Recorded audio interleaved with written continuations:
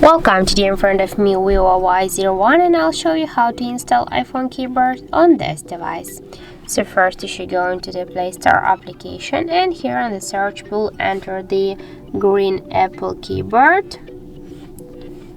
And now we have to get this application, so tap to install and wait a couple of seconds while the application downloading and installing on your device. Now just open the app here. Click Enable in Settings and near the green Apple keyboard, click once on the switcher, tap to OK, again OK. Now just go back, here click to the switch input methods and switch your currently keyboard, in my case that's Gboard, to the English United States keyboard.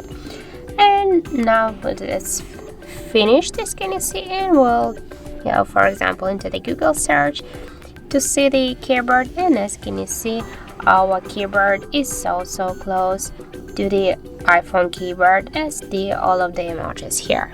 So that's it, thank you for watching, and if you find this video helpful, don't forget to leave a like, comment and to subscribe our channel.